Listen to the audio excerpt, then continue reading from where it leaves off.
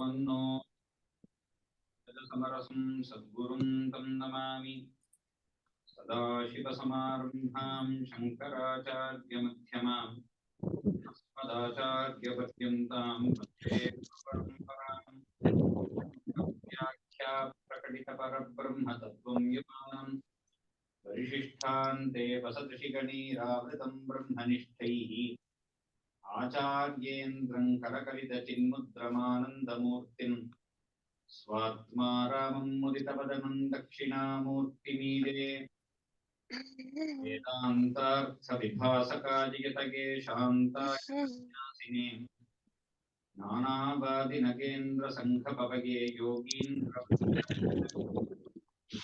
Dhvanta Divakaraya Bhagavatpada Bhidam Vibhrate Tasmai Bhashya Krite Namostu Satatam Purnaya Bodhatmani Apara Satchit Sukhavari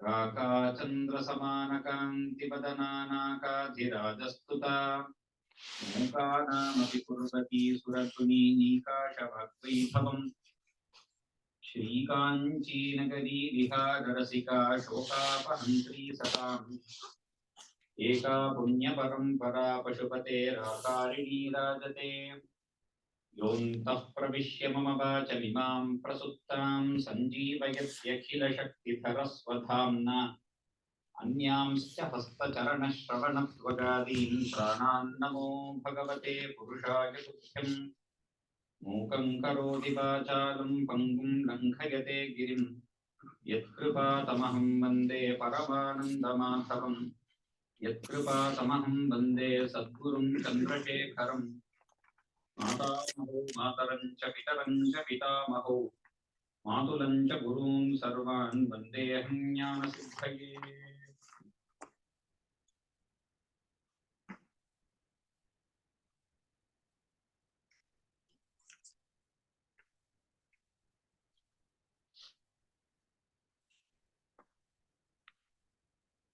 Every day when we spend time in the presence of the devotees of the Lord, is time that is truly well spent.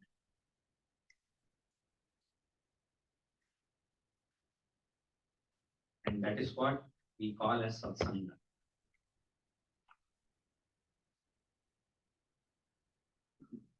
In this world,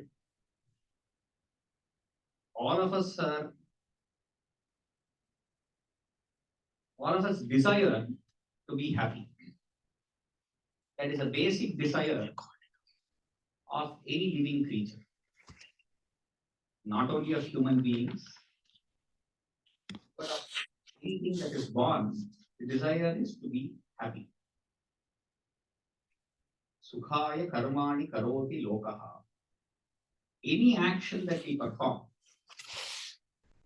is with a desire for happiness. The happiness might be a short-term goal or a long-term goal.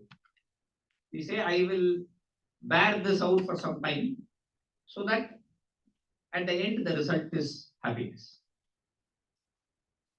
Why do I put in so much hard work to be studying? So that I will be happy in the long run.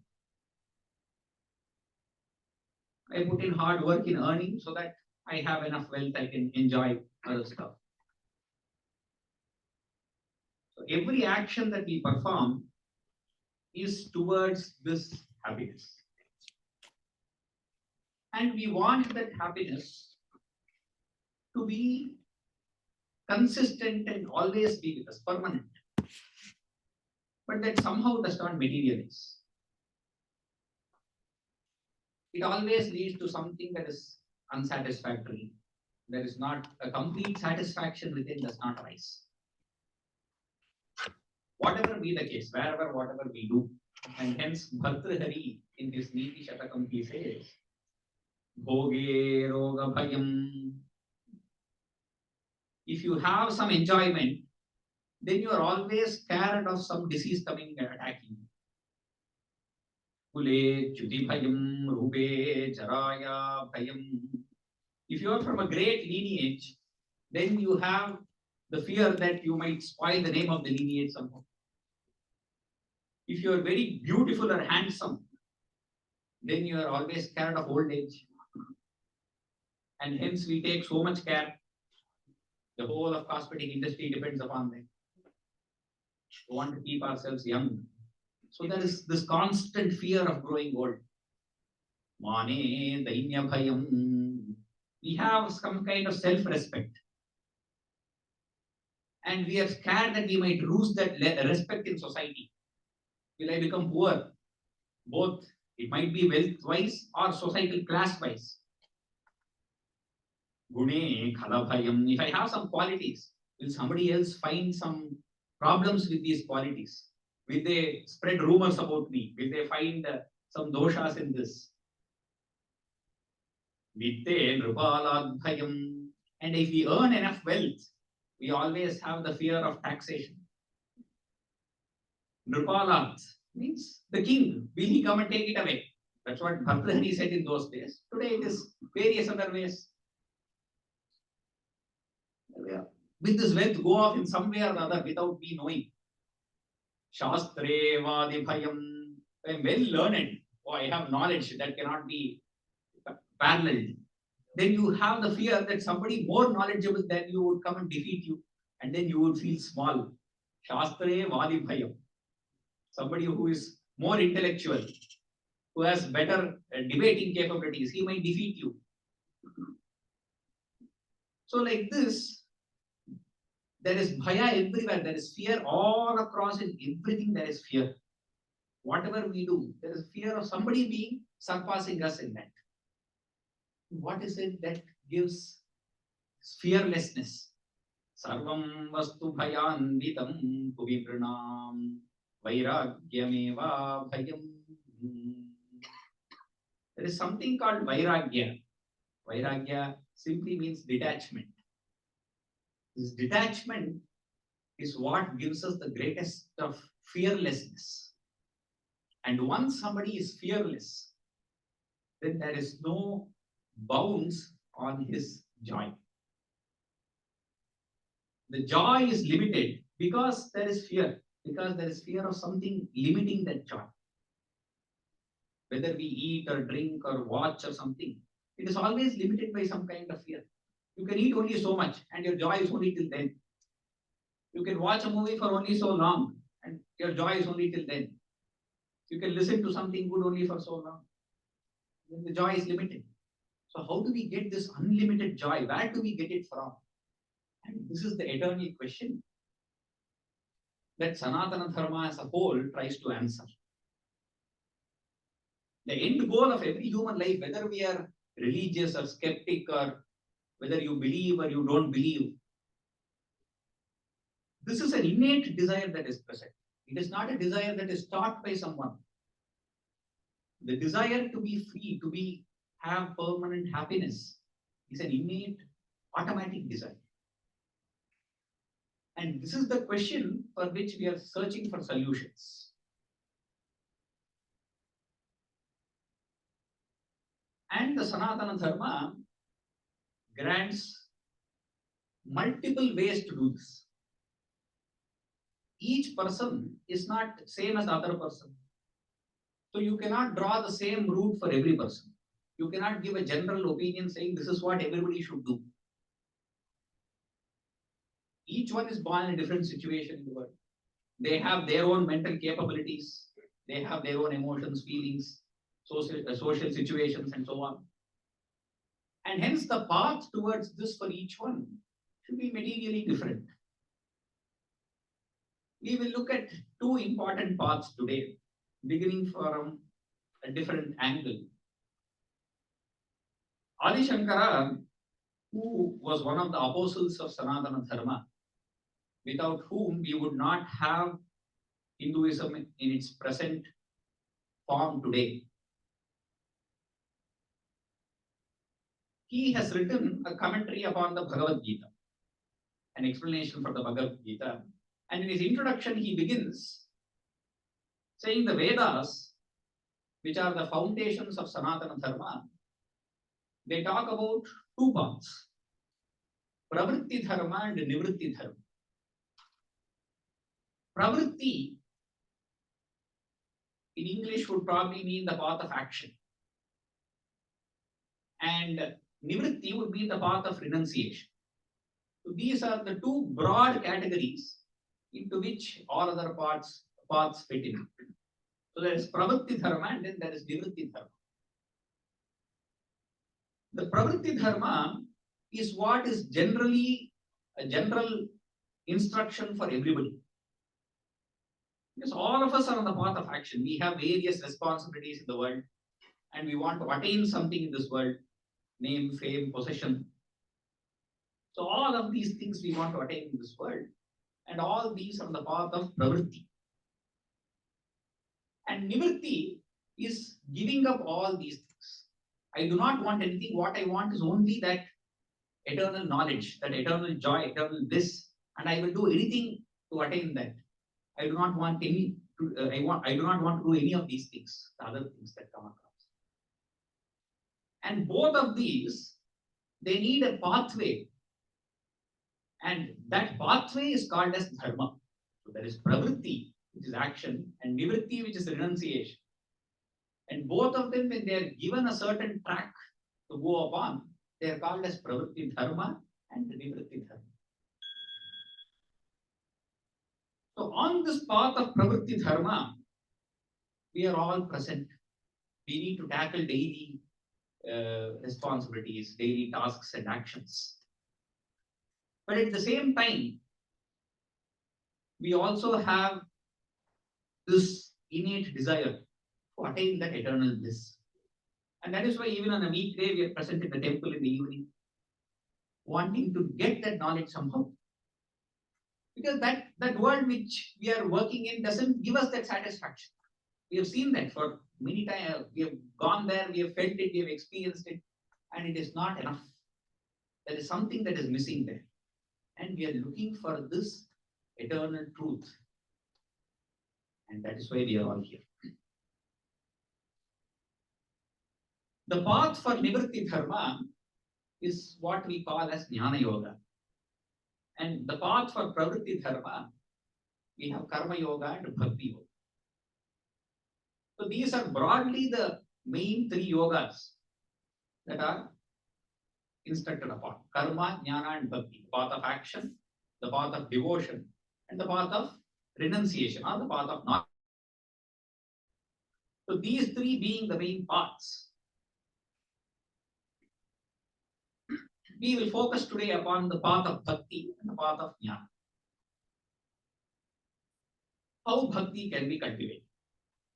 So the problem we have seen now, the problem statement is attaining eternal bliss. The problem can be simplified as problem of ignorance or problem of wavering mind. So our mind is the main problem. It goes here and there. It does not know to stay still in one place. It keeps desiring this and that. So this mind keeps wavering. How do I control this mind? The mind has to be put in one place, so that's why we all crave for peace of mind. The mind is in pieces. We want to have peace of mind. Bring it in one place and keep it in that place happy. So how do we do this peace of mind? The mind is well known that it gets attached everywhere. We are attached to our children, we are attached to our spouse, we are attached to our parents, our family, and all the possessions that we have. So it is easily gets attached everywhere. And it keeps going from one thought to another, one thought to another. And the stream of thoughts is what is called as mind. One after the other, one after the other. Thoughts keep coming. And these thoughts are what we term as mind. Bhakti Yoga tells, yes, attachment is the nature of mind. So you cannot treat that mind in any other way. That is the nature. Something that is naturally getting attached somewhere. You cannot change the nature of something completely. The nature of the mind is to get attached. What you do is, instead of allowing it to get attached to the world, get it attached to the God. So all that is required for Bhakti Yoga is a certain amount of faith that there is a higher power that exists. There is this Ishvara who exists. And instead of me getting attached to something that is limited, anything that it gets attached to is limited. Limited either in space or time or in feelings or in terms of object, it is all limited. And it can give only that limited amount of happiness. So let it get attached to something unlimited. And something unlimited is not easily capturable by the mind. If I ask you to think of something infinite, there is no concept. How do I think of something that is infinite? Infinite is something that cannot be grasped. That is what is called as infinite. Even mathematically, we just have a symbol. Nobody knows what is infinite. So how do I capture something that is infinite? That is difficult. So then I have a tool. I create a form for that infinite. Whatever form that is most desirable to my mind. Whatever I like most, that is the form that I give. And then I say, this is what represents infinity. So mathematically, we have a symbol, something that is a sleeping aid, is a symbol for infinity. That does not attract me. That has no connection with it. That is just a symbol. So I want something that I am able to attach my mind to. Something where it can always be present. And that form is already given through many millennia. People have worked upon this technology of Bhakti, where you can get your mind attached to some form of the Lord. And that form, we have various forms here. Each one of that is an infinite form, and they are all representations of infinity. Just like the mathematical symbol is a representation of that infinite concept, each one of this is a representation of infinity. And wherever your mind takes you, wherever it would get attached, either to the Shivalinga, or the standing Venkateshwara, or the beautiful Ramachandra, or the couple of Radha Krishna, you attach yourself to that. And now, whatever you do, let it be an offering to that infinite. Everything that I do is an offering to that infinite. There is nothing other than that infinite that I can see.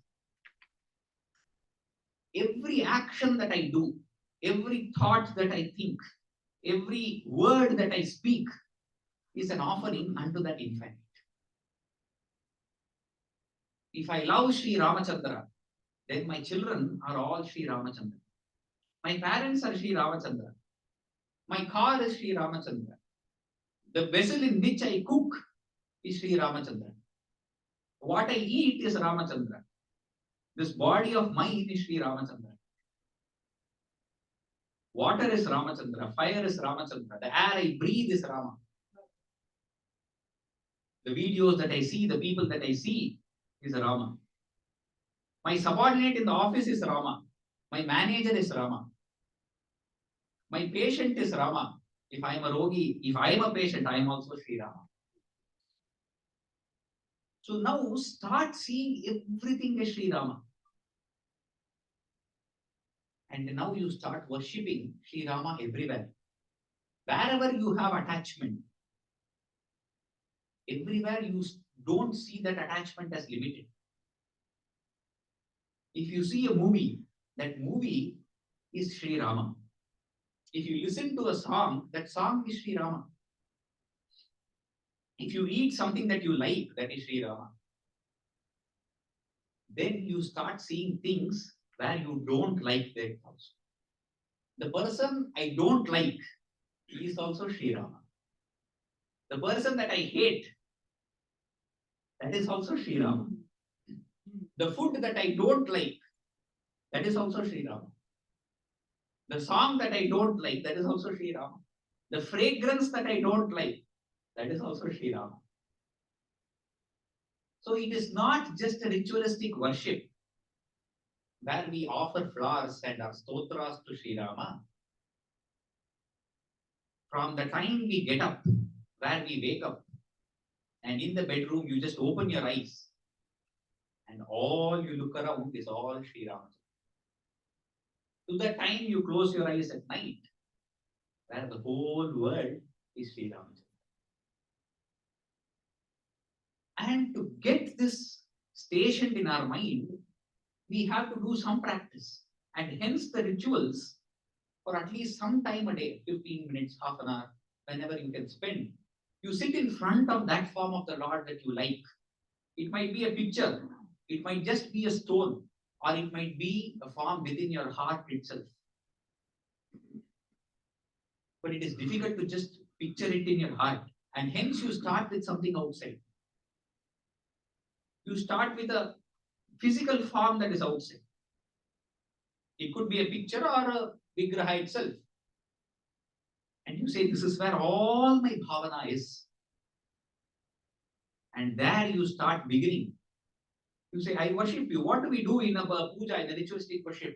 You say, Bhagavan, I'm getting that infinite vastu that is there.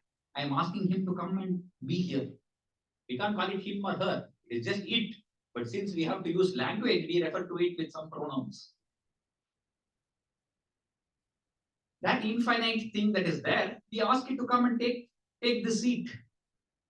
It could be a picture. I ask you to come and sit in this picture. And then you say, now that I have kept you here, I will offer you whatever I go through in my day, I will offer all of them to you. I will offer you a seat to sit.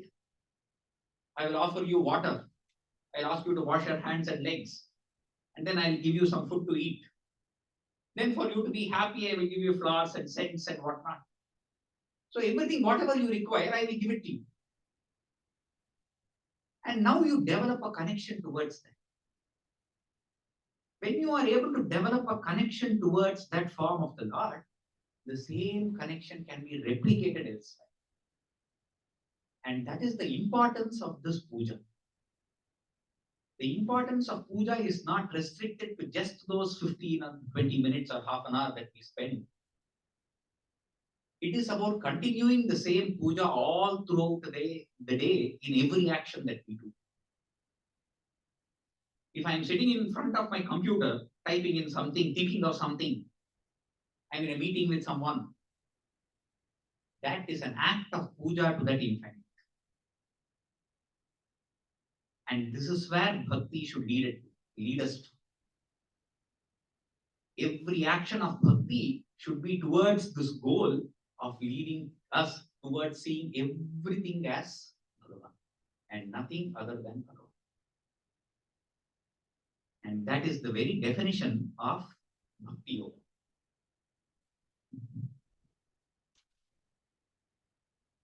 Krishna in the Bhagavad Gita, he gives some characteristics for who is a Bhakta.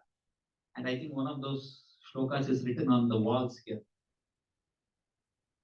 Adveshta sarvabhutanam maitra karuna yevacha nirmamo nirahankaraha samadukha sukhaha kshami. Adveshta sarvabhutanam. Now you love this form of the Lord and you are looking at every person as that Lord. So you can never have a kind of hate towards anybody. Because you're seeing the Lord in every person is dear to you. The whole world becomes your family. It is not your limited family of 4 or 5 members or 10 members. Every member is the closest person to you. Every member is your dearest friend, your dearest relative. So you have no hate anywhere. Adveshta sarva bhutanam. To all people there is no hate at all. And instead there is a friendship. Maitraha karunaye vacha.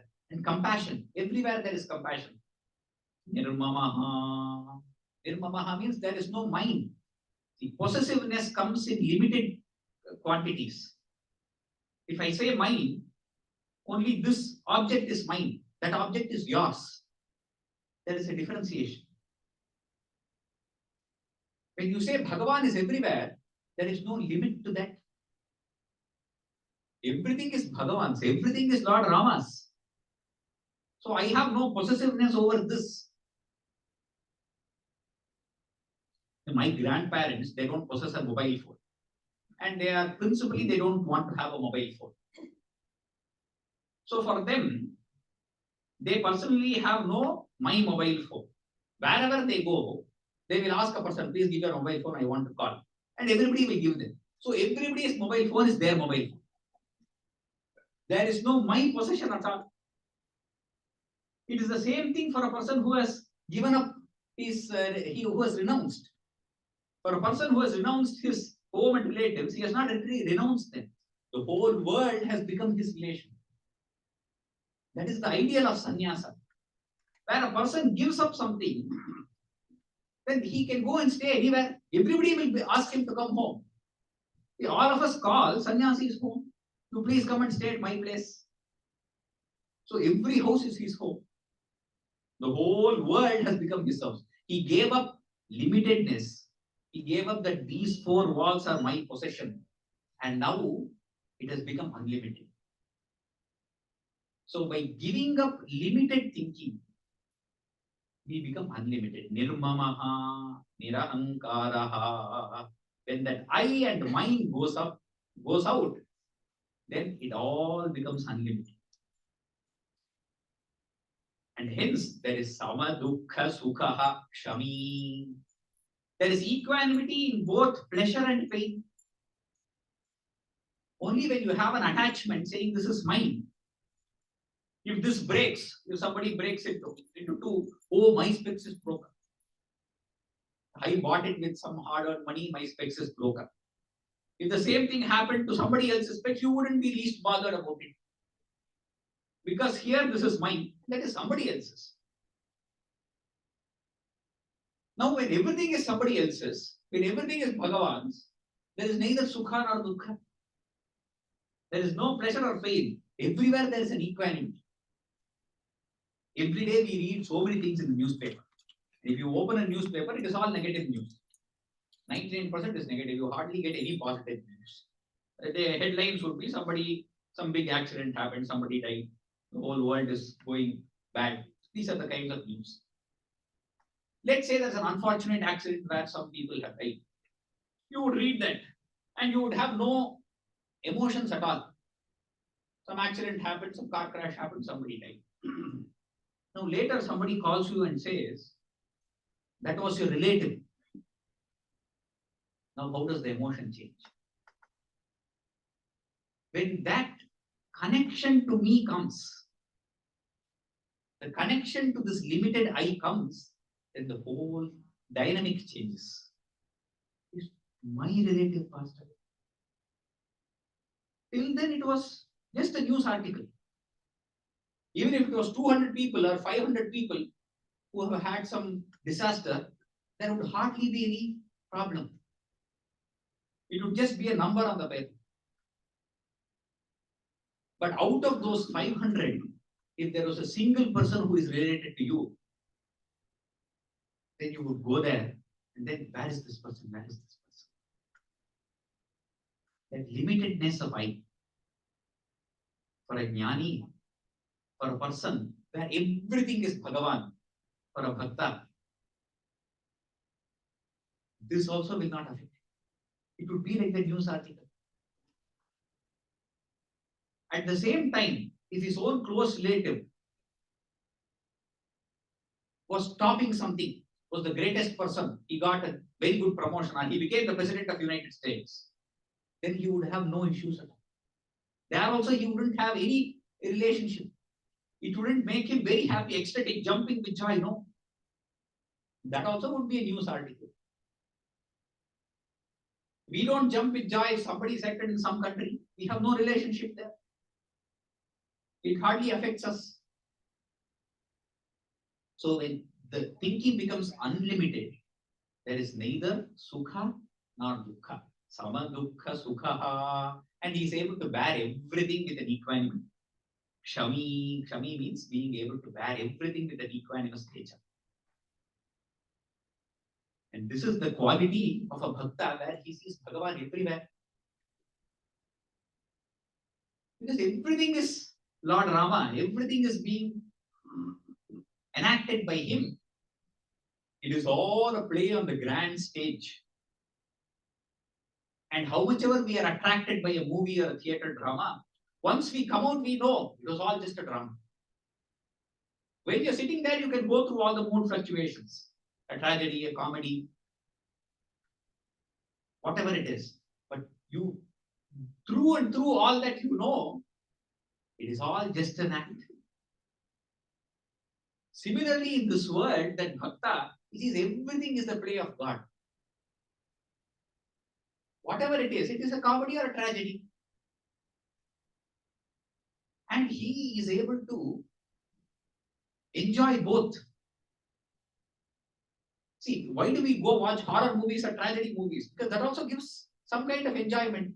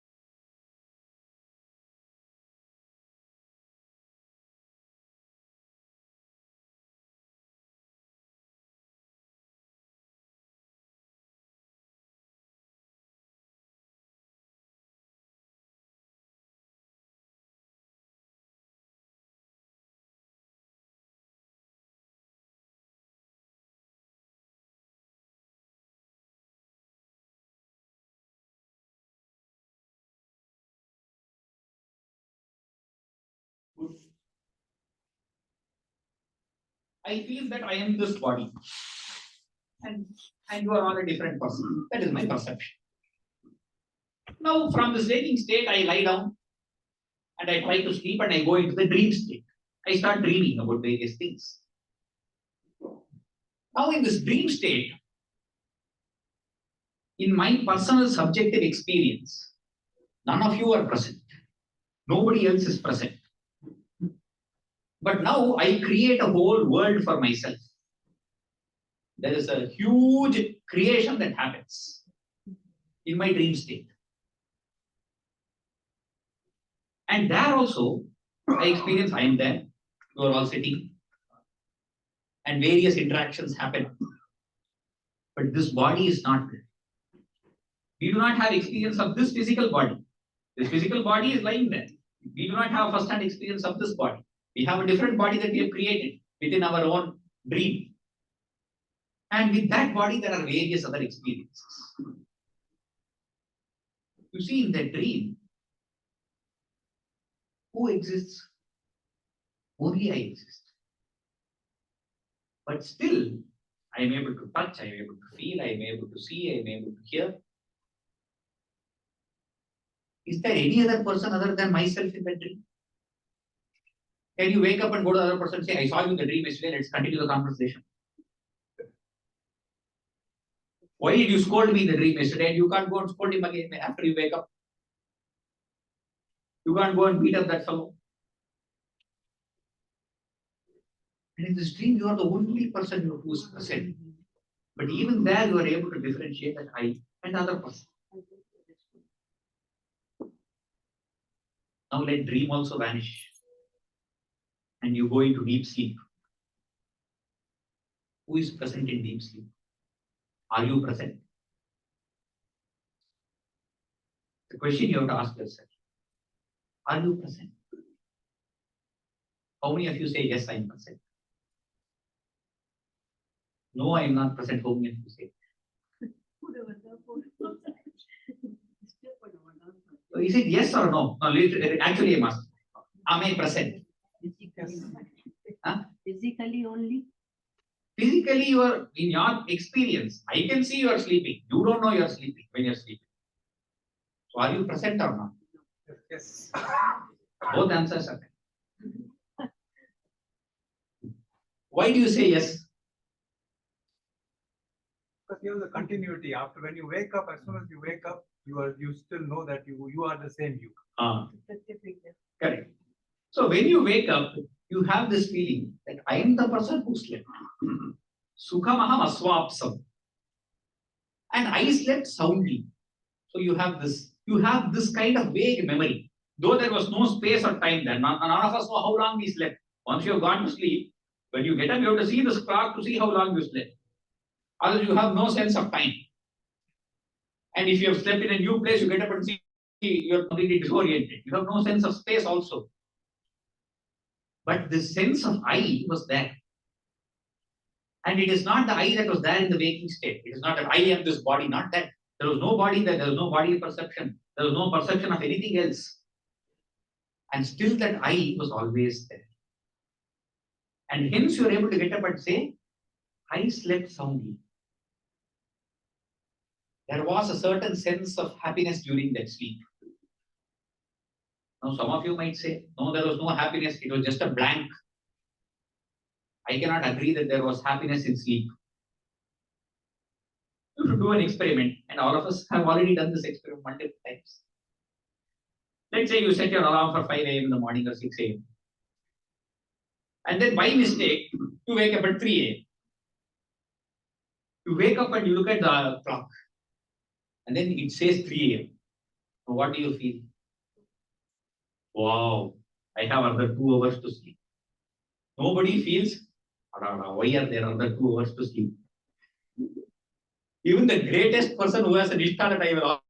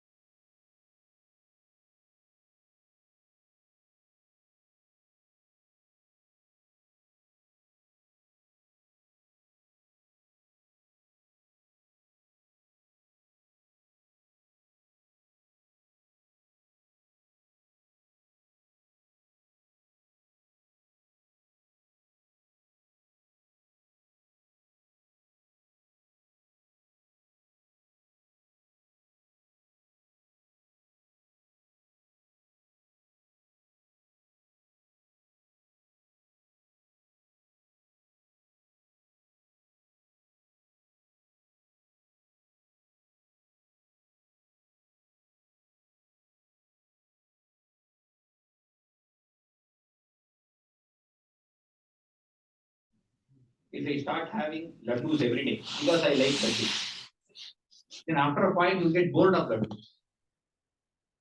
If I start watching the same movie every day because I like it, you watch it 3 times, 4 times. You can't keep watching the same movie every day.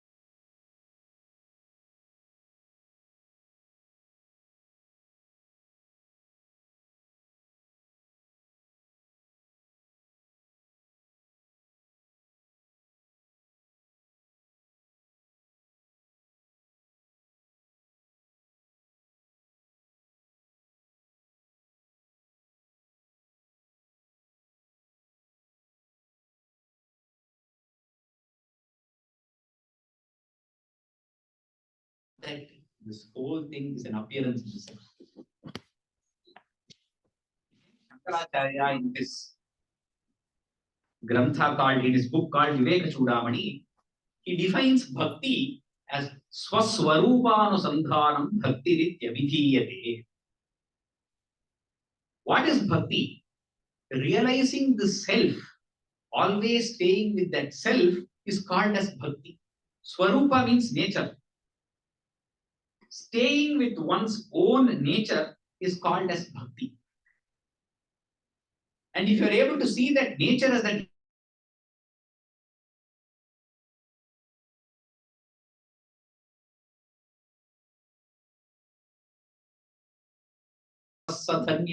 he says is Rama Bhujanga, he himself is Ramachandra and he is Dhanya. He is so fortunate to have realized that this whole everything is Shri Ramachandra. Sayeva Swayam Ramachandra Sadhanya. So to see this beauty between Jnana and Bhakti, and there is no difference between both of them.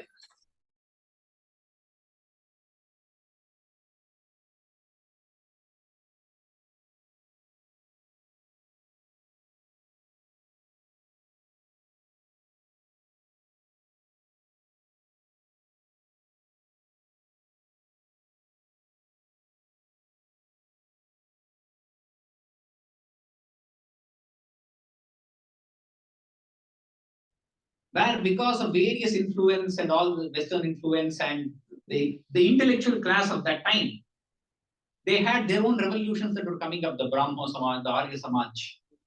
And they had various theories that God cannot have form. We should not worship God with form.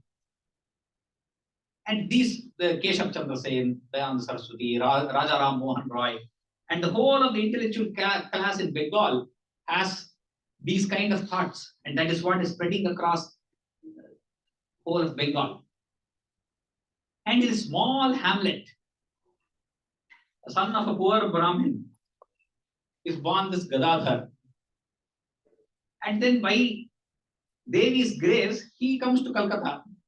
And in some temple, which is not even so famous, the Dakshineshwar temple, which is outside of the city, on the banks of the Ganges, he is to be the priest. And that priest brings about a revolution. And today, we talk only of Ramakrishna Paramahamsa. Nobody remembers all the other great intellectual giants that were there during that time. And centuries down the lane, we will be talking of that avatar of Ramakrishna Paramahamsa. And all others will be side notes. That person who was caught as a madman, he gave himself unto that Kali, unto Mother Goddess.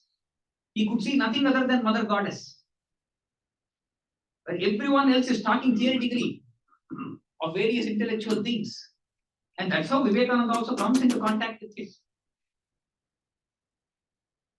He comes, when Vivekananda approaches him, he also has these various notions. And he comes and asks Ramakrishna, have you seen God? And Ramakrishna is able to reply with conviction, I have seen God, and I have seen him more intimately than I see you. And this is the answer that captures the heart of that young boy.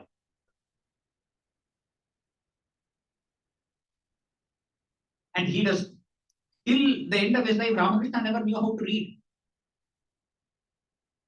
This illiterate Brahmin brings about that revolution of Vedanta, of Bhakti. In the external way that Ramakrishna portrayed himself, is the Parakashta. Parakashta means ultimate Bhakti. Everything that he offers is towards Kali. And if he looks at Kali, he just goes into the trance. And his way of puja itself is different because he has that relationship. Everything is for my mother. And that relationship is with mother, you don't have, rules cannot be applied. He wants that idol to be eating. And he falls at the feet of the idol and cries. We all cry for things in the world. If we do not get what we want, we cry so much. If something goes away from us, if there is a separation, then there is crying. Ramakrishna used to lament that people in this world cry for so many things. If they could shed a part of these tears for God, then immediately God would appear. They are not able to convert that attachment to the world, the deep attachment that is present there. Make that deep attachment come towards God. But inside, he was this Advaita Jnani. He would see self everywhere. A Jnani is able to see the self everywhere. That's why love thy neighbor. What does it mean? You can love someone unconditionally only if you see them as your own self.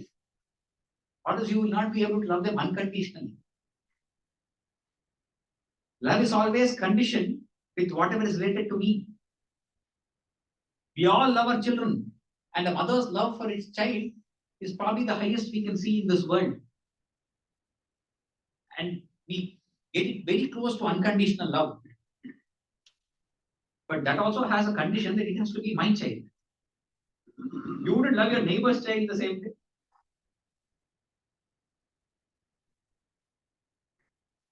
So wherever this reflection of I is present, that is where love comes about. And hence the Upanishad says, Atmanastu kamaya sarvam priyam bhavati. For the sake of the self, everything is dear to me. It is dear to me because it is connected with the self. And if I am able to see self in everything, then everything becomes dear to me. There is nothing that is present other than the self.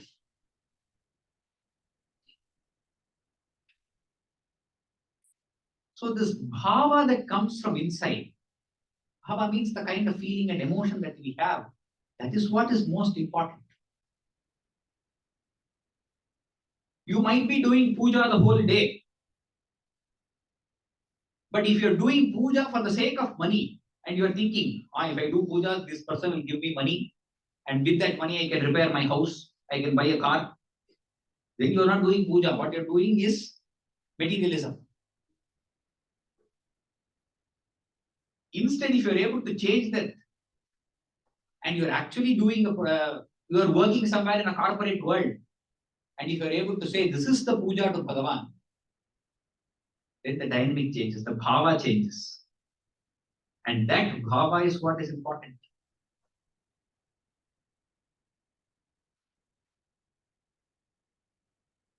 In Ramakrishna's story itself, when Vivekananda had completely surrendered to Ramakrishna, Vivekananda once asks him, Ramakrishna, there is Vivekananda's family has, I think his father has passed away, and they're in a lot of poverty. And he comes to Ramakrishna and he says, this is the situation my family is in. So please help me. Ramakrishna says, I can't do anything. Go ask Mother Goddess. No, I can't ask Mother Goddess. You ask, you have a better relationship. Ramakrishna says, I know. If you want something, you go and ask. She will surely grant it to you. Vivekananda reluctantly agrees and he goes in front of Ma Kali. He stands there. And when he goes in front, he asks, give me jnana, bhakti, vairagya. And he comes back. Ramakrishna asks him, what did you go there and ask? I asked her for jnana and bhakti. What you came here was for your family issue is in poverty. You should go ask her for wealth or happiness or some possessions for the family so that you have food and whatever. No, please go again and ask. Again, Vivekananda goes there. He stands in front of Ma Kali. He cannot even remember what he came to ask. He again asks for the same thing, jnana and bhakti. This happens 3 times. Then Ramakrishna tells him. His Vivekananda's svabhava is like that. So he cannot ask for material possessions. Then Ramakrishna gives him a blessing saying, your family will not be in want of food and other necessities that is required for living. And you may go. Then that is what is necessary. In this world, what we require is roti, kapda, makan. That roti means food. Kapda is clothes. Makan is a place to live. This is necessity. Beyond that is all what we aspire, what we desire.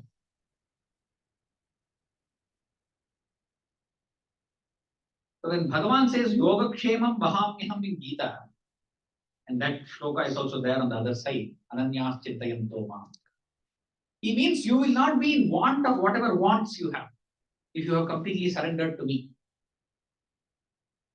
And he will give you that highest jnana that is there. So Ramakrishna, again, in one instance, he asks Vivekananda, this is between bhakti and jnana. Assuming yourself as a small fly, and there is this whole pot of nectar that is there, would you like to drink of that nectar? Or would you like to fall into it? Vivekananda says, no, I would like to sit on the edge and I would like to drink of that. Ramakrishna says, that is nectar. If you fall into it, the fly is not going to die because that's a nectar of immortality. You can't die by falling into the nectar of immortality. So like this, a bhakta who has realized that everything is Bhagavan, he knows the whole thing is immortal. But just for the sake of it, because he has that pleasure of doing devotional service to Bhagavan, so he creates this artificial difference between himself, that nectar is there, let me drink of that nectar. I don't want to fall into the nectar of immortality. Even if I have multiple births, I want to be in the service of Bhagavan. I may be born again and again, it doesn't matter to me. And he says, there's another anecdote from Ramana Maharishi's thing. So one devotee comes to Ramana Maharishi and asks, and he's just sitting there and he's going on telling all his difficulties in life, all the family problems and other problems that he has. He is sitting in front of Bhagavan and he is reciting all those problems. Bhagavan just stays silent. Ramana Maharishi does not reply anything.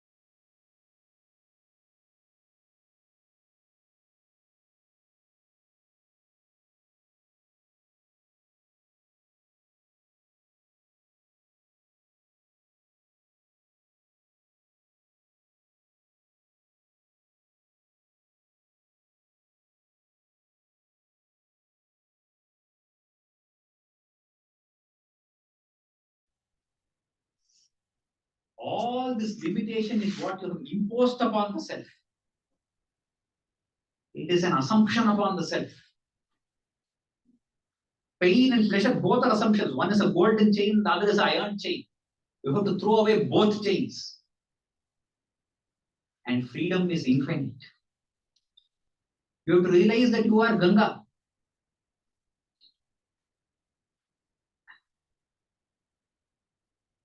That's why we see all these jnani, Shankaracharya, in any stotra that you take, we see Shankaracharya through his various commentaries, if you see him, with all logic and everything, he would establish that the self is supreme. And you would see him as jnani. But most of us in this practical world are not geared towards that. We don't have time to study all that. Nor can we sit in manana and always think of all those levels of logic. What we require is some other practice that can be inculcated in daily life. And so he gives a huge amount of stotras. Stotras are various short texts, praises upon various gods. And each of this, if we see, it will contain these Advaitic truths. It will contain the highest truth of jnana. You would be praying to Bhagavan. You would be praying to Ramachandra, Sada Rama Rameti Namamritante Sada Rama Mana.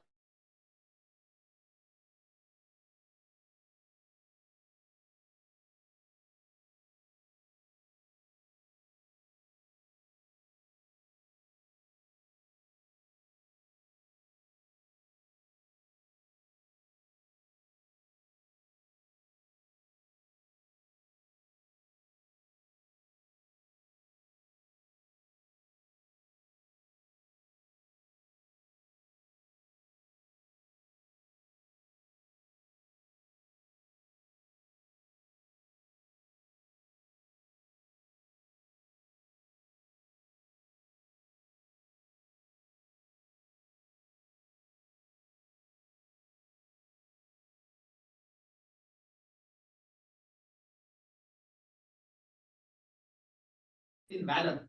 I don't know anybody else other than this Parabrahman called as Sri Ramachandra. When he is in front of Sri Ramachandra, everything that he sees is Ramachandra.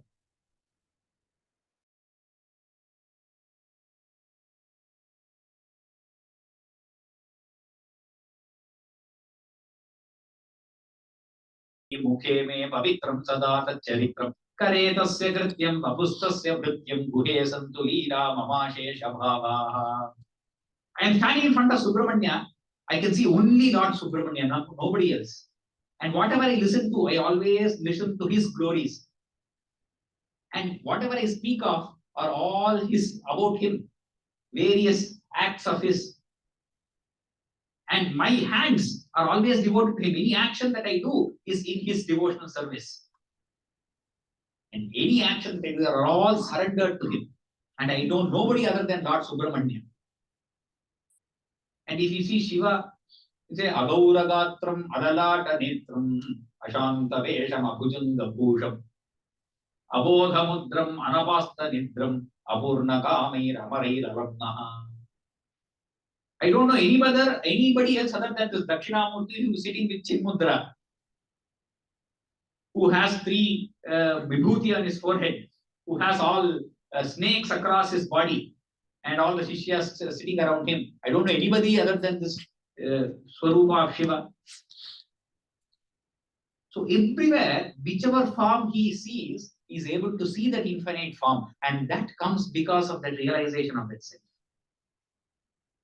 And by reading those stotras, so why are these stotras there? We take one of those stotras.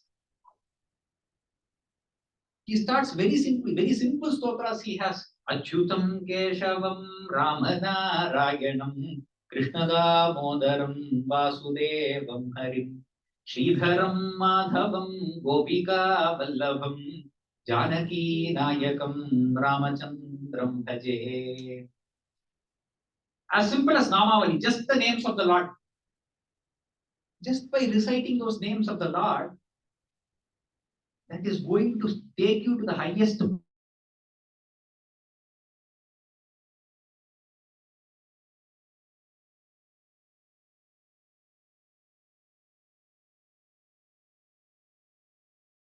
You are just sitting in one place and mechanically reciting these things. It starts with that. And then it becomes so ingrained that only your lips move and your mind is there and you are always chanting that. And when this practice over years it is cultivated, then your mind is automatically chanting that whatever action that you are doing. Then it flows through your blood and veins and becomes one with your body. And every cell in your body is chanting the names of the Lord. Sant Jnanadev, in Marathi, he says, Jnanadev Mauna Japamala Antari. The chanting has become so ingrained that Jnanadeva has become Maunanam. And Paramatma within him, he is sitting with the Japamala and he is chanting all these things. It is no more an effort. We don't put in an effort for all the actions that happen in the body. Do we put in an effort to breathe in and breathe out everything? That Nama Japa will become like that. It becomes the life breath. And hence all these stotras. So what is it that I can do? I have a certain practice every day to chant these. And that chanting leads to this level where then you realize that each name of that Lord also refers to that infinite Vastu. It is not only a physical thing in front of me. Even words, even those nama, has that power to represent that infinite.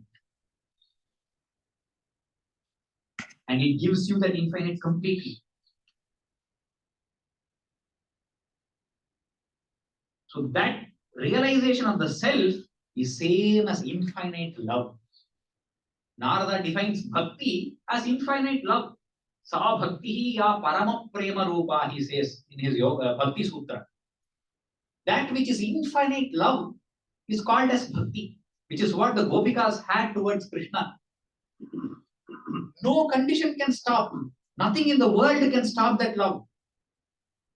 There can be no barriers for it. None of the material rules can apply. Because it transcends. Love transcends everything. Because it emanates from here.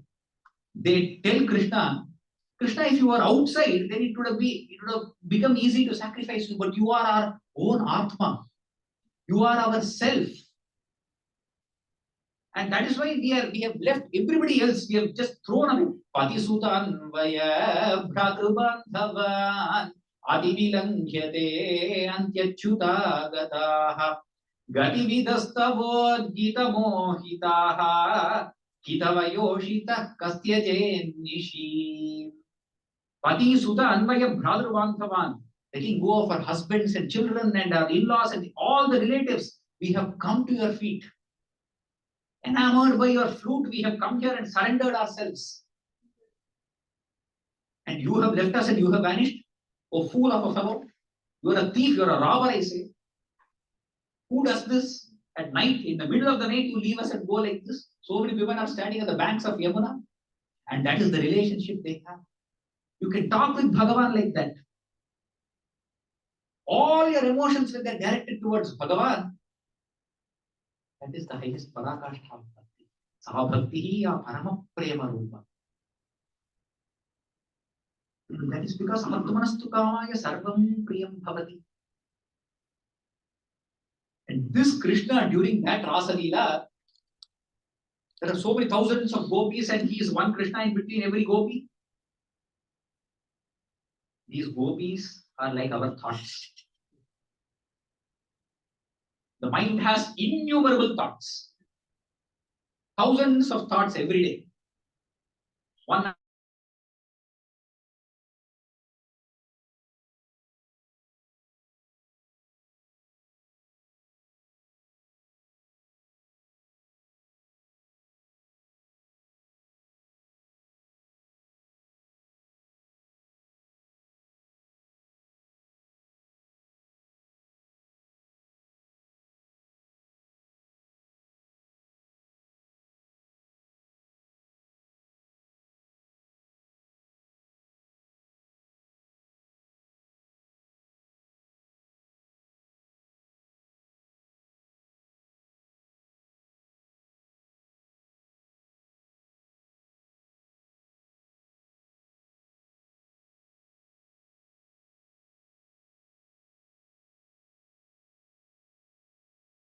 is that experience of Rasa Mandala, that all of them have that oneness with God.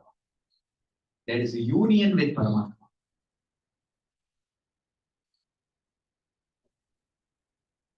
So whether it is bhakti or jnana, there is no difference. Parama bhakti is same as jnana. Bhagavad Gita, in the last ending shlokas, Bhagavan talks about bhakti and jnana. He uses it almost interchangeably. Bhaktyamam abhijanati yavan yaschasmi tattvataha tato mam tattvato jnatva vishate tadanantaram. Bhaktyamam abhijanati. He realizes me through bhakti. My true self is realized through it. Yavan yaschasmi. And once he has realized this, there is nothing for him again to be worried about. There is nothing that limits him. Vishate tadanantaram is completely free. All this bondage comes about because of this mind that thinks it is limited. The same mind, when given to Bhagavan, becomes unlimited. There is no mind at all, rather. So we started with wanting peace of mind. There is nothing called peace of mind, says my Guru Swami Manchur. Because when mind ceases to exist, there is no mind at all.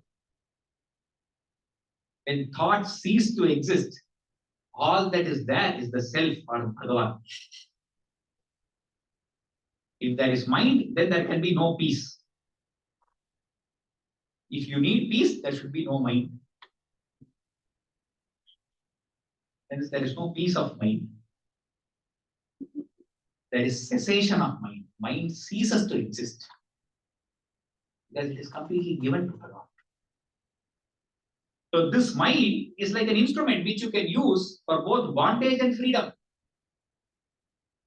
My grandfather gives the example, it is like a lock and a key. You use the key to lock something and to open it. You don't use a different key to open the lock. I locked it with one key, I get a different key and open the lock. That doesn't happen. Nowadays, everything is pin or fingertip. So that also you have to get the same pin. You can't use a different pin to unlock. You use the same pin to lock and same pin to unlock. Like that, the same mind, when it is attached to the world, it is a cause for bondage. That same mind, when it is attached to Bhagavan, it is a cause for freedom. The mind is the same in both places. Where is it attached to? It naturally gets attached. Let me not let it get attached to this. The same natural attachment, I will use it elsewhere. And I will get it attached there. In Bhagavad Gita, Arjuna asked the question, is Bhakti greater or is Jnana Marga greater? Bhagavan replies, Bhakti is great. Bhakti is the best. The same question was posed to one of the great Advaitins in the high Himalayas. One of the students asked, Bhakti Shreshtha hai ya Jnana Shreshtha? And he was a staunch Advaitin, staunch Jnana Marga follower. And he said, Bhakti hi Shreshtha. They were surprised. Why is he saying? So Jnana ka kya hua? So what happened to Jnana then? Jnana mein ooch neech nahi hota. There is no high or low. So there is no greatest Jnana. So if we understand that beauty there, Jnana has no high or low at all. It is the self, it is one. You cannot even call it one. Because one assumes there is a zero or a two or something. That's why Advaita is called as non-dual. You cannot refer to it, you cannot even start it with some words. We have to stay with that knower, the experiencer of all these things. And may this bhakti, which itself is called as jnana also. For if it is to be a practice, it has to be bhakti. There is no practice of jnana. Jnana is that realization. You can sit and you can do some meditation, you can think of everything as the self. But a far more beautiful thing is to see everything with bhakti bhava. See, everybody has emotion. Everybody has love. The love is somewhere in limited things. Let us make that love unlimited. Why limit love? Let us not become loveless. So, Jnani is not dry at all.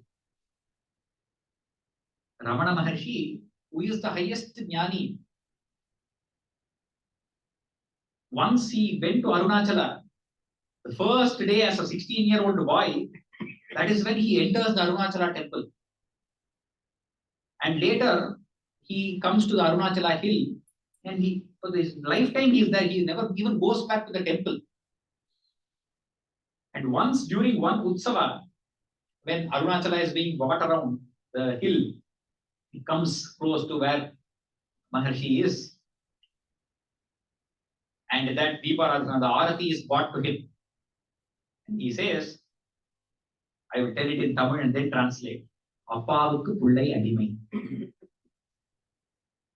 This son is a servant of that father. In all his writing, you will see, he is not different from that Arunachala. But that Guru Bhakti, that Arunachala is his Guru. And I am always the servant of that Lord. And that Bhakti can never be erased from a Jnana. Shuka, who recited the whole of the Srimad Bhagavatam, he is the highest Jnani. He is such a Jnani that he has no differentiation in the world. There is an anecdote of his father and himself. His father is Bhagavan Vedavyasa. Shuka does not wear anything because there is no attachment anywhere. So he is just walking and going away. He has no attachment to anybody. And there is a group of women who are bathing in the river. And as he passes, they don't feel anything. They don't feel shy at all. Because what they are seeing is that Purna Vastu they have. It is not a male that they are seeing. So Shuka just passes. And they have no antagonizing feeling there. Then Vyasa is running behind Shuka because he has that attachment towards his son. He wants to get him back. And when Vyasa passes there, all of them cover themselves up. So that Jnani, Shuka Brahma, he says, Parinishthitopi nairpunye uttama shloka leelaya grihita cheta rajarshe. B, even though we are in the Nirguna Brahman, we are in that self, where there is no difference. Even then we are attracted by this qualities of the Lord, of this form, qualities of the Lord. That is why I am relating this Bhagavata to you. That is why I am relating about Krishna and all his avatars to you. And hence Bhakti and Jnana are not antagonistic. They are the same Tattva. They just seem like different sides of a coin. They are one coin, they are not even two sides of a coin. They are one whole sphere. There is no side to a sphere.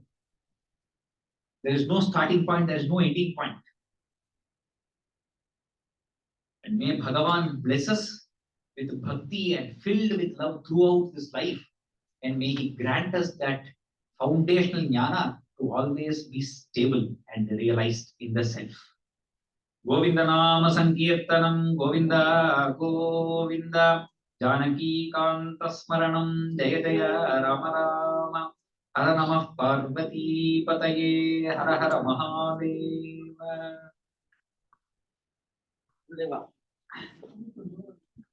Thank you so much. It was wonderful. Do we have time for some questions? Yes, if you have time.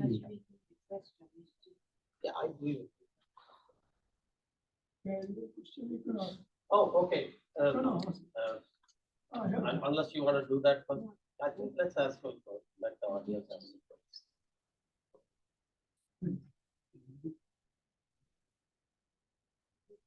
Yes. Om Anandu Brahme Divyajanad Anandadhyeva Kalvimani Bhutani Jayante Anandena Jatani Jivanti Anandam Prayantyapi Samvisantiti Saishabha Argavi Varuni Vidya Parame Vyoman Pratisthita Ya Evam Veda Pratitishthati Annavanannado Bhavati Mahan Bhavati Prajaya Pashubhi Brahmavachyasena Mahan Kirtya.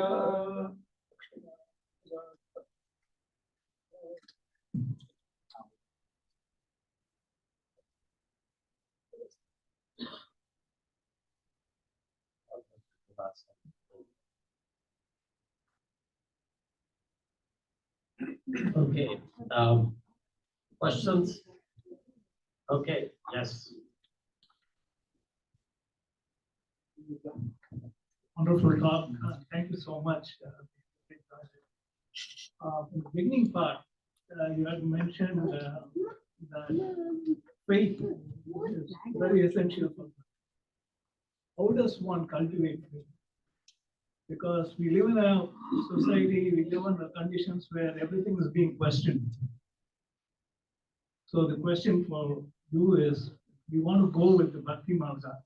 How do you cultivate faith, or faith can be cultivated?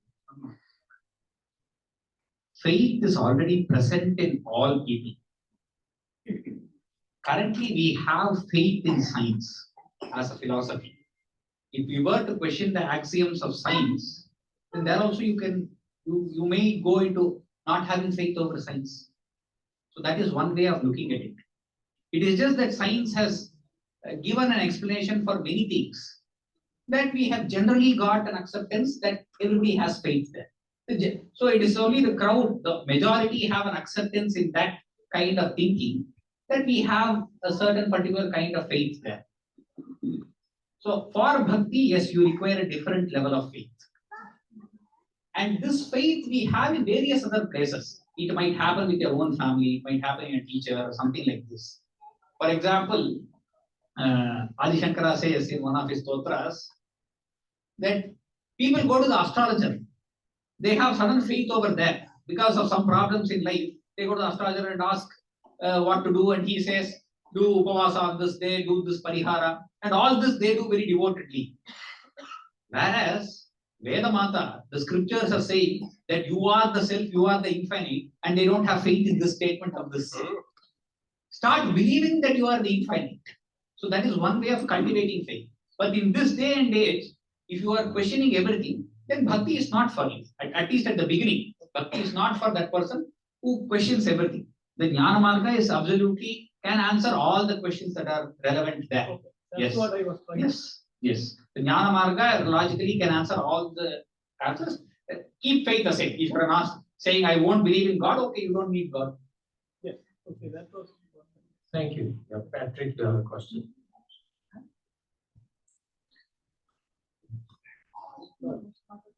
Thank you, Swamiji. This follows the question from the gentleman. In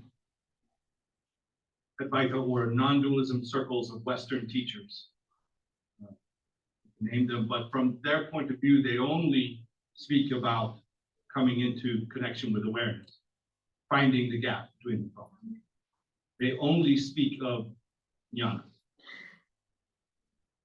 And in practice of that, it seems to lead to a place of, well, what then? I've now found that I am awareness. I practice Raja, or now that I found my consciousness, what then? And it seems as if you're speaking that bhakti or devotion is sort of the action of that. Because what do you do with that? If that's all you practice is just to recognize that, then because in my own searching, I have no connection to bhakti, no connection to devotion at all. I keep running into that. Well, what now? So I would ask if you feel that those, you just said it is not necessary, but. Yeah, so it is said the adhikar of Jnana Yoga, especially intellectually, it is convincing to understand, as you have said. You can build an intellectual background and a set of arguments to clearly define that it is all an appearance in the self and all that exists is only awareness. But that will take you only to so much. It is an intellectual understanding that you get. It is not an experiential understanding. It is not grounded in the self of experience. With a lot of logic, like we read through a book, we can have all those arguments built one upon the other. All questions can be answered. Every question that you throw at it will be answered very convincingly. And at the end, you have a firm idea that this is what it is. But then what do you do? This is the question that happens.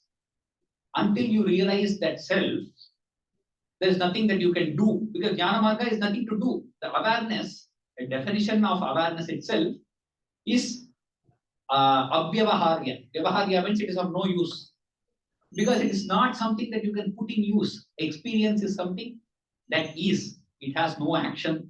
It has no parts. It has no growth or decay or anything. There is nothing in experience. It is just that self, that bliss that is there. Just like your sleep. What is there in sleep? It is a certain existence that is there, but there is no action that is going on. So you can't do anything with that at all, with that knowledge. That intellectual understanding has come now. So with that intellectual understanding, the way to work in the world is only through bhakti or karma.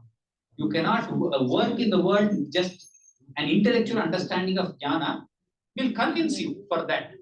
Now that you are convinced that that is the goal, then you can take on to the path of karma or bhakti to be actually work out your actions in the world. So one of these is necessary to be there in the world and work it out. Or else intellectual understanding is will take you only so far. It's only a Vivekananda calls it intellectual gymnastics. You can have a lot of arguments, and one can argue better than the other. You will give better explanations. Once you have realized that that is the truth, then it is not the point of intelligence, because intelligence is also limited. You understood that through your intelligence. Now you have to throw away your intelligence to get to that self. And that requires a connection from a realized self itself, from a realized person to build that connection, or the anugraha from that infinite Bhagavan in whatever form that is necessary. And for that grace to come, bhakti is a good tool to make it faster. Or else Jnana Yoga will take. Bhagavan says in the Gita, Avyakta hi gatir dukkham dehavadhiravapyate. Doing this Jnana Marga Vichara is extremely difficult for those who have body attachment. You still, after all that thing, you still think I am this body. That is how you deal with in everyday life. For them, it will take many janmas to attain. Bahunam janmanamante jnanavanam prapadyate. After many lifetimes, he will slowly understand that this is not the body and he will attain that. But for a bhakta, Esham aham samudharta mrityu samsara sagarat. I will lift them up from this ocean of samsara, he says. So that for that grace to fall upon you, bhakti is it's a faster path to choose and go along. Jnana, reading that is essential to get a grounding understanding. As you said, all your logical questions will be answered. But then it is good to build this part of bhakti or karma, or you will surely attain that. Nothing will go to waste. Any progress of Jnana Marga will be stored and transferred to your next life and it will continue. Thank you. Before I go to the next question, Sunita ji reminded me that there is some prasadam. So everybody, when you leave, take some prasadam. Yes, sir.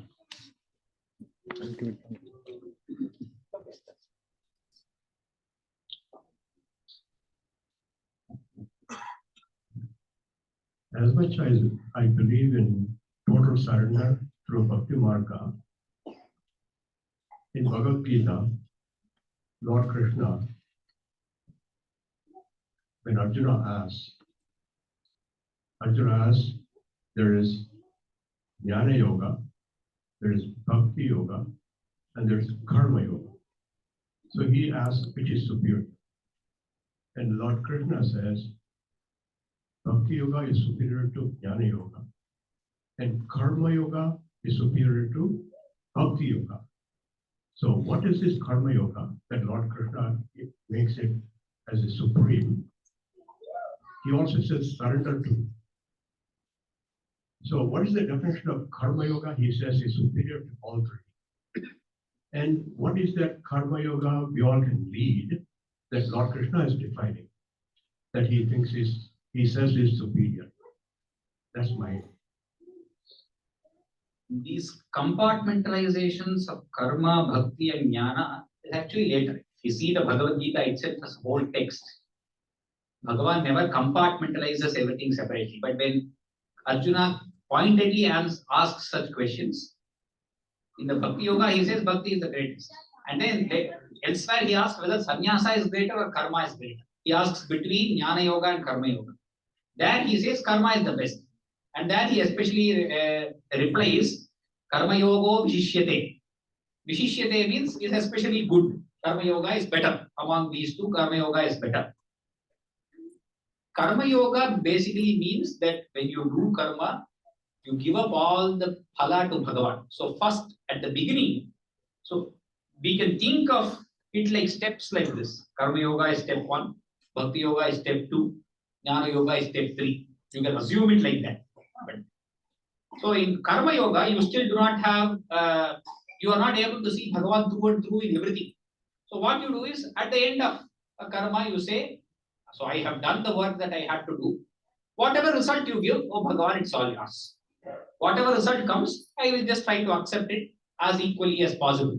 But the action I have done to my best extent, whatever I had to put in, and there you still have this kartritva that I am doing this action. So I am the doer of the action. The result will come. Whatever result comes, I surrender it to Bhagavan. As you move on to Bhakti Yoga, you know that doer is also Bhagavan. And then you develop that sense that everything is Bhagavan. So it is a natural, gradual change from karma to bhakti. And why he says karma yoga is that's a general advice for everybody because we are extremely attached to the world. So to move into bhakti yoga itself, it requires some time. Where you move the attachment from the world to Bhagavan. And that is a step-by-step process through karma yoga, you will be able to move. So that Vishishyate, my grandfather's guru, he used to split it as Vishishyate. Especially for you, Arjuna, karma yoga is the best. So that is Adhikari Bheda is important in Sanatana Dharma. But each one's capability is different. The same as I started in the beginning, karma yoga might be best for you. For a person who is able to renounce everything and walk out, for him jnana yoga is best. You can't say he should also do karma yoga from the beginning. You can't ask Adi Shankara who is leaving his home at 8 years old, you have to get married and do all your. That is not the case. He is already in Adhikara. If somebody says Tattvamasi, they are already Jnani. Ramana Maharishi, Ramakrishna Paramahamsa, they are all their vasanas are exhausted. So they are already in the ready for Jnana. And there are many others who are already ready for Bhakti. But general mass of population starts with Karma Yoga, builds up Bhakti, then is ready for Jnana. That's why Jnana Yoga, as you asked the question, Jnana Yoga realization does not come because the student is not ready for that Jnana. Intellectually, all that capably he can understand. But for the realization to happen, he does not have the prerequisite qualities of Viveka, Vairagya, Shama, Dama, Mumukshutva is not present in him. He's still attached to the world. Like reading some other subject, he reads Vedanta also, and he understands it very well, and he can give lectures like me on Vedanta. Anyone else? Yes.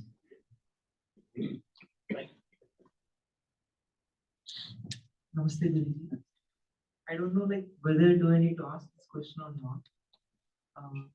Like, today's generation, like kids, like even like youngsters like me, we are learning the path of devotion, knowledge through the activities from temples and from my parents, all the daily rituals which we are seeing from our parents in the temples, and even from the festivals, we are learning something. But gurus like you, why you failed to explain the Shastra Dharma? Shastra Dharma, good. Shastra Dharma, he means the karma like Arjuna. Gurus like me, I am not a guru first. So you have put the whole blame.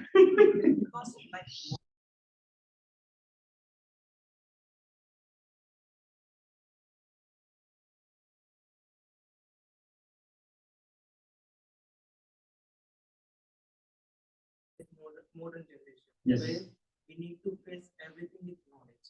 But some cases, like recently, I don't want to expose, but Yes, I know, I understood the intention of your question. yeah, you are seeing like the attacks on the temples, attacks on the devotees of Ayappa. Yes. At that point, we need the Shastra Dharma, right? Correct.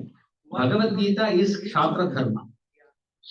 But So for them, wherever those people are involved, and for us also, however we can help, we need to do it through our own Swadharma. There is nothing, nobody is against Shastra Dharma, and it is extremely important. This question was there elsewhere also. The people who are in that position to take decisions of Shastra Dharma, they must take. Arjuna began Bhagavad Gita saying, I will throw my weapons away. And he ended Bhagavad Gita saying, I will do whatever you say and I will fight. And it was 18 days of war. So people think if you read Bhagavad Gita, you will become sannyasi. No, you will not throw away. It was exact opposite what happened for Arjuna. He said, I am going to become sannyasi, I will take a begging bowl and go away. Krishna convinced him to fight the war. So it is to put you in your own Swadharma line of action. Vedanta does not mean you all of us taunch our head and go sit in an ashram. That is not what Vedanta is for. So if you are in a position to take a decision for as a Kshatriya, if you are Swadharma as a Kshatriya, you should do that. All of Gita is Tato Yuddhaya Yujjasva Naivam Papam Apapsyasi. Fight for fighting's sake and you will not be touched by sin. Mama Nusmara Yudhyacha. Remember me and fight. Because that is his Kartavya. So a person whose Kartavya is to fight, if they are dharmic, they must fight. I am not in that position. That is not my Swadharma, I know. My Swadharma is an intellectual battle, so I will do that battle. For a person who is in, and if at all I am put in a state where somewhere I have to do a physical battle, then that will be my battle. But if I was to give this in front of an army people, I wouldn't be saying sit in meditation every day. That is not their meditation. Their meditation is Ma Manusmara Yudhyacha. You do your training, and while doing your training, think of Bhagavan. You fight and you shoot the other person in front of you and think of Bhagavan. That was the Upadesha to Arjuna. Wonderful. That's a great answer. And actually, follow up on what he said. In today's age, in modern, teenagers or young adults, you look like a teenager to me. So how do we convince the modern teenagers to understand Gita and do their dharma accordingly? So dharma, whether they are in the Kshatriya mode or whether they are in the intellectual mode or if they are in the service mode. So how do we stimulate them? That's kind of part of what we're trying to do. Yes. Teenagers are hard to convince. Teenage is a late time to start this convincing process. The process has to be started as young as possible. The best time to start the process is before birth. And so as soon as they are born itself, there are many problems that come along with it. Because Janma is the first problem. Being born is problem number one. So after that comes all problems. So if it is not before birth, then catch them before they start talking. If not, at least catch them before they are 5 years old. Once they are 14, 16, it is a very difficult job. You cannot catch them after that. Then probably you can catch them after 40. So it is either before 16, before 12, or it is after 40. Before anything else goes into their head, you put them. Also said, for teenage, it is not that you should not try teenagers, that is not what I am saying. But these are the best methods. But whatever possible, if you want to do, as I said, each one has a different set of thoughts, the way they come from, the backgrounds they come from. So a general idea for teenagers is always difficult, but you can always start with Vivekananda's lectures, these kind of talks, because that grabs. For example, Vivekananda's book on Colombo to Almora, his lectures from Colombo to Almora, they're excellent lectures. They are a call to action for that day's India. And even today, if a teenager reads it, if they have the right mindset, they will feel that call to action. That power in the words are still there. And those are some things that we can give them to answer those logical questions. So Ramana Maharishi's some books or Vivekananda's talks. These are somewhere they can start from. And in IISc and IITs, we have this Vivekananda study circle. We sit and read some parts of it, then we discuss. And I think in US also they have Vivekananda houses now. Yeah, Dharma Civilization Foundation is doing it in a lot of universities. So there such small gatherings should be started where they read a text, they discuss between themselves, and they have doubts, they ask. That's how Thank you. The question you were asking about knowledge, about jhana, that you are into non-duality but non-devotion. But from what I understood, the non-dualist with that, and once he realizes, versus a devotee who has surrendered, they are on the same level. Yes. Both are in bliss. Everything is equal to them. So ultimately, I will not be able to say who is the Jnana Yogi, who is the Bhakti Yogi, because at that level. My trouble is I am not in either level in either way. I am following this and this and this. And at this age, I am still trying to find my path. So the practical solution for people like me easier will be devotion and surrender. And then that will, there's a speech by Rajaji in the city. Jnana without devotion and devotion without jnana. It's a conflict. So it's not like, ultimately both will join. It's like a blind man and a man without legs. So one has to be carrying, the other has to carry the weight. Both have to work in cooperation with each other. Okay, one more question here. Guruji, namaste, and I was a little late, but I think what I heard is that since the gentleman was saying that it is very hard to convince new generation. There are so many people who are not in new generation. They're way adults. very later times of their time, they also don't believe in any of these things. So it is not age specific. It's basically your mindset. When the self-realization comes, it could be of any age. So there is no specific age of realization. And there are so many people I know of who are in mid 80s or things like that. They don't believe in any of these things. So it is basically what you thought about it, what your mindset is that. What you to talk about karmani vadikaras timapaleshu kadachin. So that means that whatever you do, if you don't expect any results, then you are also unconditionally you're loving everyone. The way I like about you said that love everybody, love is very universally, you love everyone. So it comes automatically. So I think people say that, when my time comes, then I will do bhakti yoga. So there's no specific time. Bhakti yoga can be a 17 age, whatever it is, So I think you explain in a very nutshell, in a very simplified version. So it can be any time the self-realization can come anytime. I mean, people do ask me, why do you do puja? Why do you do this? So I'm not authorized to give the justification. It's everybody's understanding. So there's no justification required. I mean, I started pursuing puja and everything at age 16. So it's not about, as you said, new generation. There's no generation. It's anything and can be impactful. So thank you so much for giving such a good inspirational thing for us. Thank you. Anybody else? Not? Thank you very much. And please stop by in the basement for some prasad on your way. Thank you.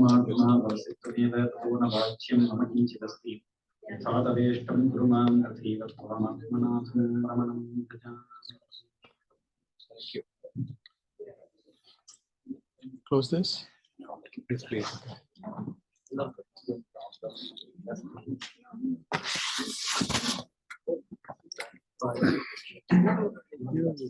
Do you have Tasneem's number? Did you talk to her? No, I did not. Okay. Do you have her number? She's now in Wind Supply. Yeah, that's what you told me. Yeah, so you can talk to her. Wind Supply was hiring a lot of people, and I wanted to contact her also. I don't have a number, but I am going to get somebody. But if you have Jimmy,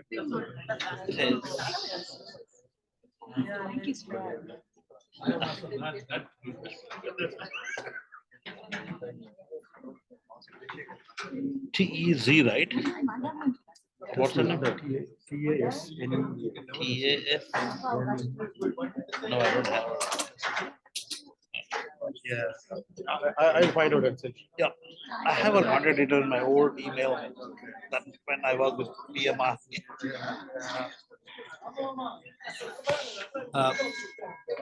The talk ended. I'm going to switch off the camera and the mic.